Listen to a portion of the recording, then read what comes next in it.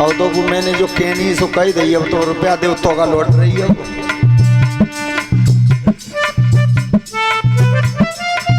अरे तवसिरती जटारे खारी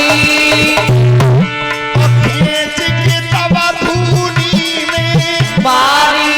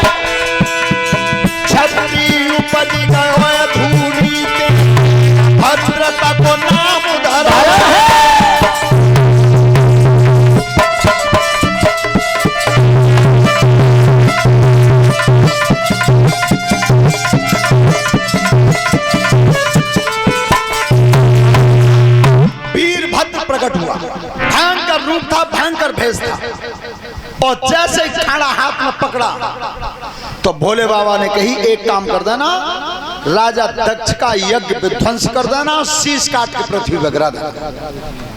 अब वीरभद्र गया महान क्रोध में। तो सबसे पहले जहां राजा दक्ष का यज्ञ हो रहा था, वह यज्ञ के दरवाजे पे पहले पे ही दो पहरेदार बैठे थे। एक तरफ बैठे थे भृगु ऋषि और एक तरफ बैठा था पूसा। ये दो पहरेदार थे। तो वीरभद्र ने यहीं से नंबर लगा दिया। क्या किया? अरे वीरभद्र जब जाई रहा और वन में है गौराजी है,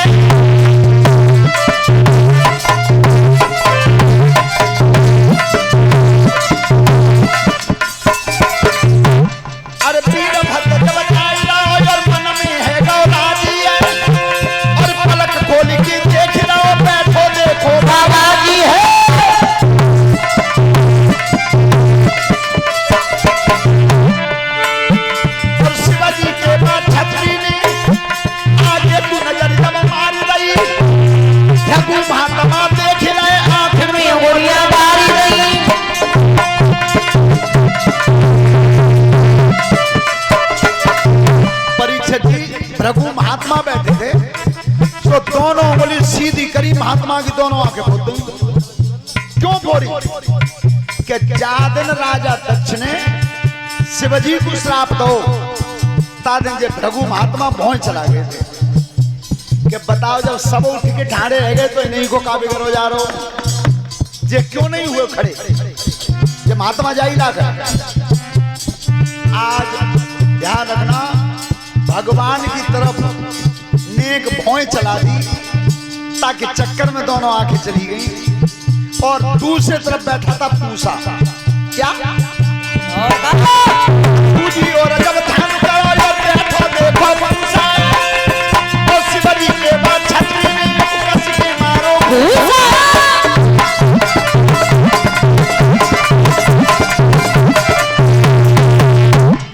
पूसा बैठा था। एक भूसा मारो खींच के भाव का। तो सकल देवता देख रहे और जैसे बादल भाग रहे और खींच के भूसा मार रहे, पत्ती से उजाड़ भाई गए।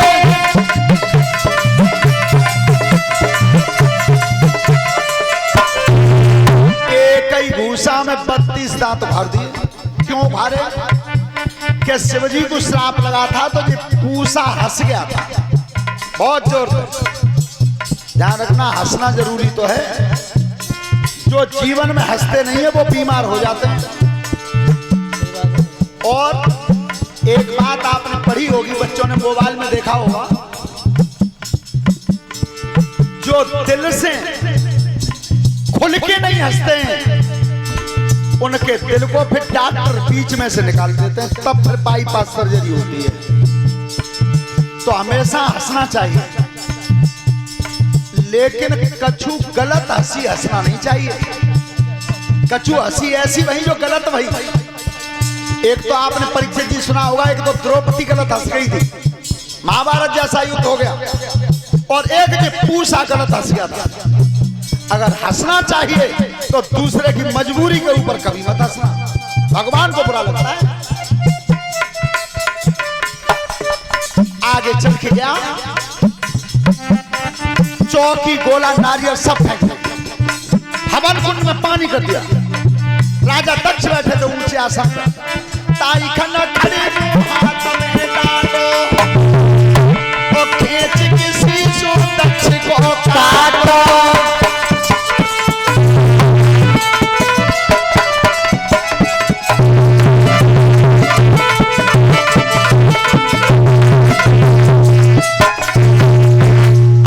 शीश काट के पृथ्वी बकरा दिया। ए देवता बोले भैया जिकाओ, राजा दक्ष की यज्ञ तो अधूरी रह गई। अच्छा, यज्ञ कभी अधूरा रहना नहीं चाहिए, और यज्ञ में परेशानियां भी आती हैं, हमेशा आई हैं, बाधाएं आती हैं। अगर यज्ञ में बाधा नहीं आती तो विश्वामित्र चोले आते भगवान राम को। राक्षस हमेशा बाधा डालते हैं, लेकिन परेशानियों को झेल कर भी यज्ञ को पूरा करना चाहिए। अब सब देवता बोले भोलेनाथ के सामने आगे, प्रभु मामलो बिगड़ गो, जा यज्ञ पूरी करवा दो। कैसे? भोलेनाथ बोले अब आए हो, ज्यादा बैठ के पी सवारी में जा रहे, तादना काउ ने जेऊ सोची गई नऊ की ससुराल है, इन्हें ले ले चलो, तादन काउ नहीं सोची, प्रभु गलती है कि क्षमा कर दो। कैसे हूँ? अब भोलेनाथ विचार कर रहे हैं कि सती जी कही गई कि अंग भंग होगा, तो सुनो देवताओं, अगर दक्ष को जिंदा चाहते हो तो ये शीश तो अब जमेगा नहीं जो कट गया। एक काम कर दो, तुम दक्ष को जिंदा हम कर देंगे। कौन सा? अरे तुम्हारी उत्तराखंड पूजइयो,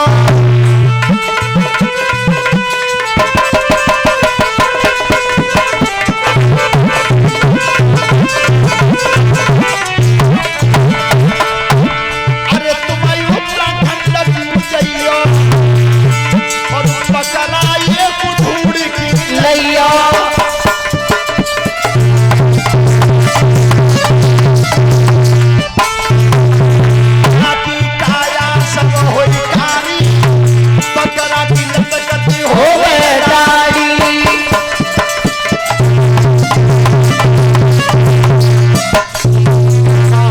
बकरा लेके आओ, तो आज देवता बकरा लाए, और बाकी गर्दन काट। अच्छा, बकरा ही क्यों मंगवाया, और क्या जीव नहीं थे? बकरा इसलिए मंगवाया परीक्षित जी कि सोई तो मैं राजा दक्ष में ही, कि जा दुनिया में जो कछू सो, और बेई में होते बकरा में। तुम देख लियो मत जावे, पर मैं नहीं जावे। तो भगवान ने आज मैं को मैं से मिला दिया। आज बकरा की गर्दन जब धरी, ये पहले सर्जन हुए थे, इतना बड़ा सर्जन आज तक कोई नहीं हुआ। कितनी बड़ी सर्जरी, कंधा के नीचे को आदमी, और कंधा के ऊपर को बकरा, और फिर जिन्ना। अब सर्जरी तो कर दी, लेकिन राजा दक्ष जब खड़े भये तो भीतर टिकच कई वो चाहिए, वो बात नहीं निकली जो पहले निकलती। और निकली तो का निकली? अरे बम्मा बम्मा और अटल बम्मा, देखी बम्मा बम्मा और बमल हरी, बम्मा बम्मा अटल बम्मा बमल हरी। अरे बम्मा बम्मा अटल बम्मा, देखी बम्मा बम्मा और बमल हरी, बम्मा बम्मा अटल बम्मा बम्मा और बमल हरी। और ऊंची बात ब्रह्मा, देखी अटल बम्मा और बमल हरी, ऊंची बात ब्रह्मा, देखी अटल बम्मा और बमल हरी। देखा हो, यज्ञपति महाराज जी जब ये कावर आती है, कावर भर के लाते हैं, तो ये कावरिया बीच में बम बोलते हैं। जी बम सबसे पहले किसने बोली? सबसे पहले बोली दक्ष ने। दक्ष से पहले काऊ नहीं बोली। अच्छा, बोली का अपने वैसे ही वो मोई बकरा को है वो। लेकिन एक बात ध्यान से सुनना, कावर जब रोड पे आती हैं, बादना रास्ता ना मिले तुम्हें निकलवे, चाहे मरीज कितनों इमरजेंसी में होए, पर रास्ता तुम्हें निकलवे मिले ही नहीं। लेकिन उन्हें तुम देखियो जो कावर भर के ला रहे हैं, उनकी उम्र कितनी है? 18 साल, 20 साल, 22 साल और 24 साल। गियल में गिनती और बता रहे हैं कि अब की बार जी में 5वीं बेर भल्लाओ तू क्या ले आओ और ने को ने ले जाए कल काना में पूछो बाप को बांटी कह देना भरी नावे के जीवन में ध्यान रखना,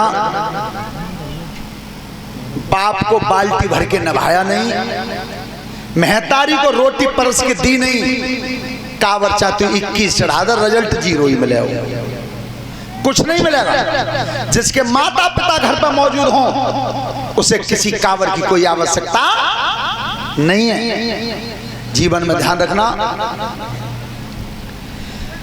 तो आज भोलेनाथ ने राजा दक्ष को जिंदा किया, यज्ञ पूर्ण हुआ, लेकिन सती जो जल गई थी वो जली हुई काया आज भोलेनाथ ने अपने हाथों पर उठाई और लेकर के निकल गए।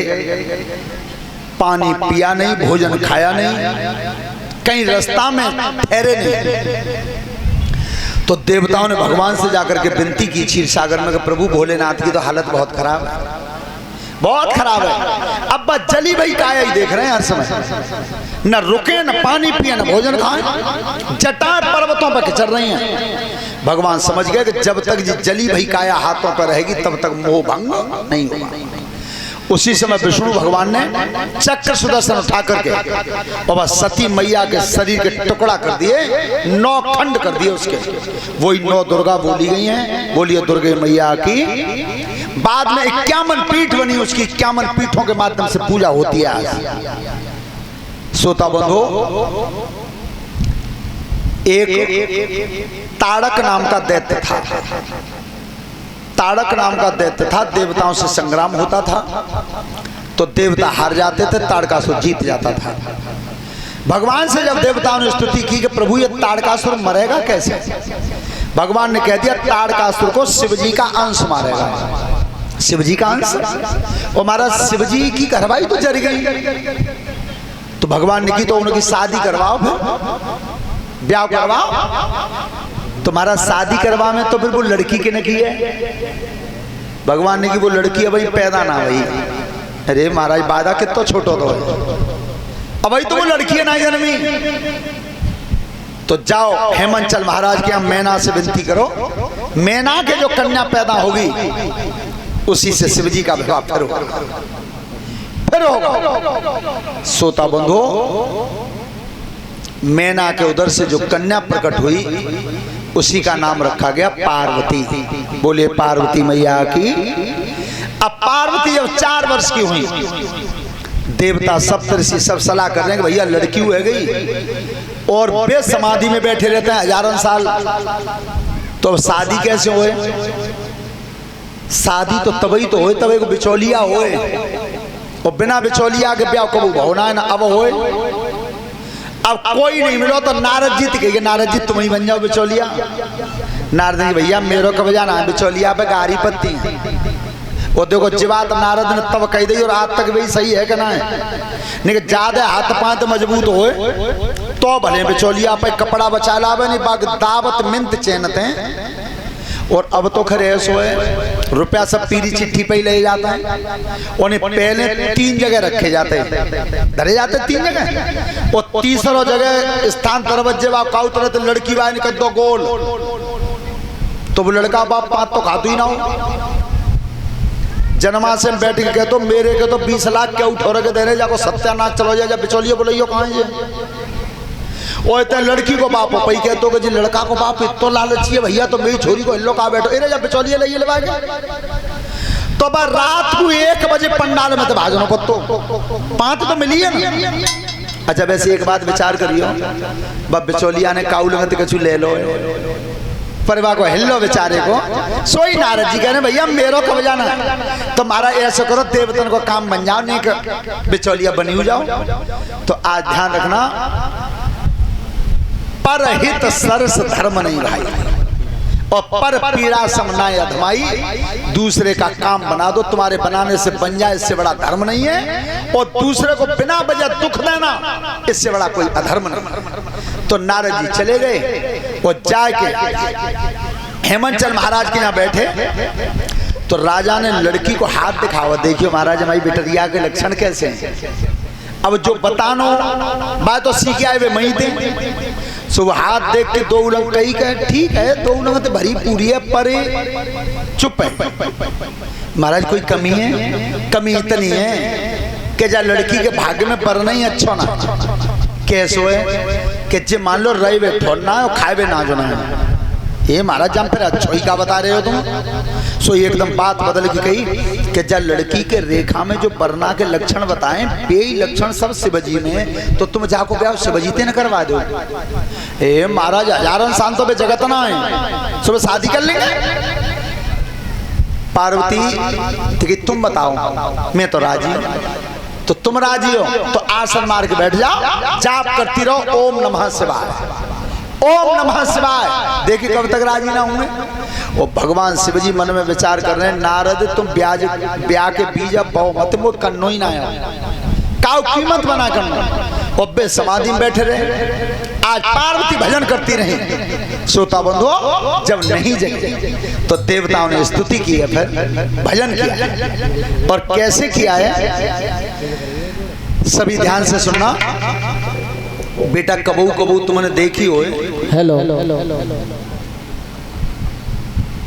तुम्हारे घर है बड़ी बूढ़ी तुम्हारी दादी अम्मा जी कहती हुई कि ओ लली अलग अलग जो तो जीव उड़े रहो है काउन उड़त देखो है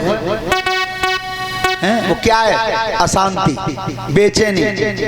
तो जब जब मालूम पड़े माता जी का जीव उड़ रहा है तो अकेले में बोरी बिछाए के घर में एकांत में ऐसी जगह बिछाना ता नाती बहन पकड़े और हाथ जोड़ के केवल 5 मिनट, बस केवल 5 मिनट जो हम बता रहे हैं बात तुम बोल दियो वो कौन उड़त हो मैं आ जाओ घरे। बोलनो का है सब बोलेंगे प्रेम से। अरे हरे राम राम राम हरे हरे, हरे राम राम राम हरे हरे।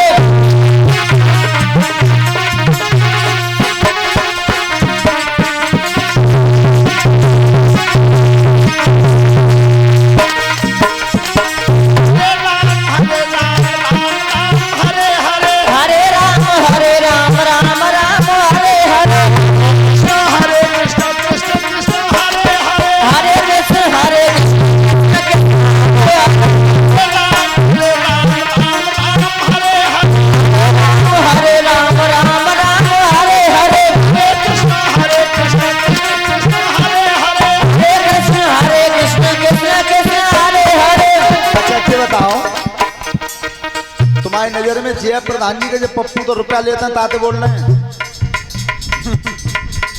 एक अदालत कोई ऐसी है यहाँ तारीख किसी के बदले में दूसरा नहीं कर सकता।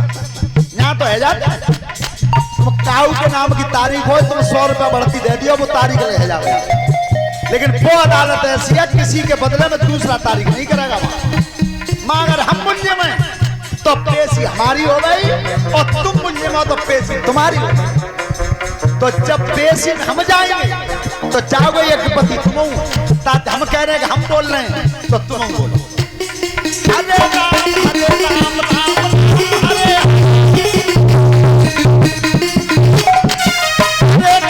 हरे कृष्ण कृष्ण कृष्ण हरे हरे, हरे कृष्ण हरे